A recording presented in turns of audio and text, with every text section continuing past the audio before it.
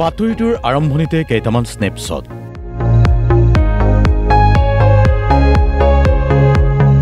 এগৰাকী যুৱতী আৰু কেইটামান কুকুৰ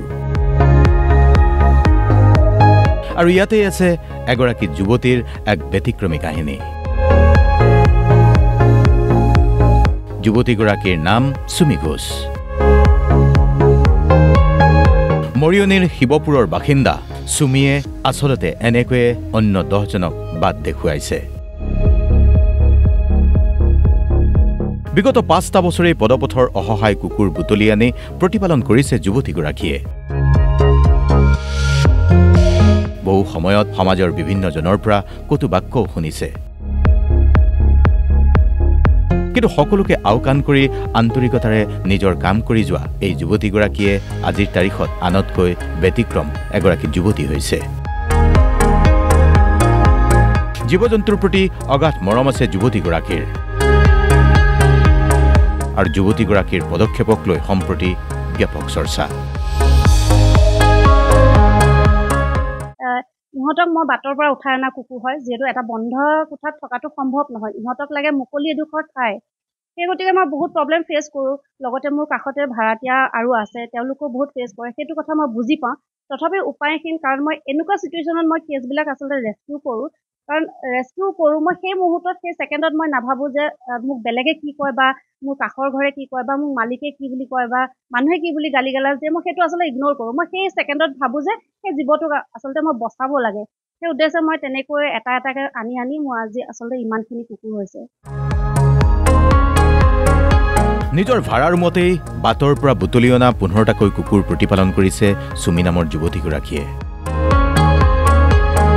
ব্যস্ততাপূৰ্ণ এই সমাজ জীৱনত সুমিৰ এই একক প্ৰচেষ্টা কাৰো সহায় ভিক্ষা কৰা নাই ঘৰৰ মালিকে মাজে মাজে ভাড়াঘৰ খালী কৰাৰ নিৰ্দেশ দিয়ে সুমিক ইমানবোৰ কুকুৰ লৈ কলৈ যাব সুমি তাকে লৈ বিবুধিত পৰে তাৰ পিছত ভাবে সমস্যাক আওকাণ কৰি সুমিয়ে নিজাকৈ এটুকুৰা মাটি লৈ নিজৰ লগতে কুকুৰকেইটাৰ বাবেও সাজিব এটা ঘৰ কথামতেই সেই কাম আৰম্ভ হৈছে আৰ্থিক অনাটনৰ বাবে থমকি ৰৈছে সুমি কিন্তু জীৱ-জন্তুৰ প্ৰতি বিশেষকৈ কুকুৰৰ প্ৰতি অগাধ ভালপোৱা সহায় সহযোগিতা মোক আমাৰ ৰাইজে কৰিছে আমাৰ মৰিয়নিবাসীৰ লগতে বাহিৰৰ বহু লোক আছে মোৰ শুভাকাংক্ষীসকলে বহুতখিনি আজিলৈকে এই মুহূৰ্তলৈকে মোক বহুতখিনি সহায় সহযোগিতা কৰিছে কিন্তু এই মুহূৰ্তত মই বহুত বিপদত আছোঁ কাৰণ আপোনালোকে জানে যিহেতু মই এটা ভাড়াঘৰত আছোঁ সেই গতিকে মই আমাৰ ৰাইজৰ আপোনালোকৰ সহায় সহযোগিতা বিচাৰিছোঁ কাৰণ ইহঁতক এটা ভাল জীৱন দিব লাগে এডোখৰ নিৰাপদ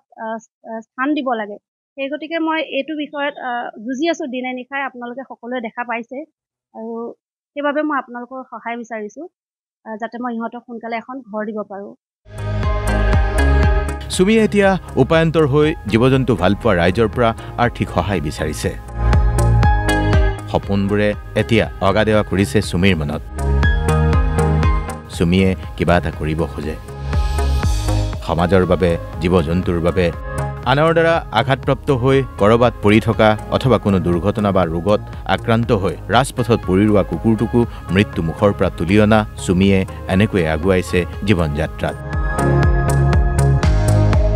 সুমিলৈ অভিনন্দন মৰিয়নিৰ পৰা সপোন ৰহমান শইকীয়াৰ ৰিপৰ্ট DY 365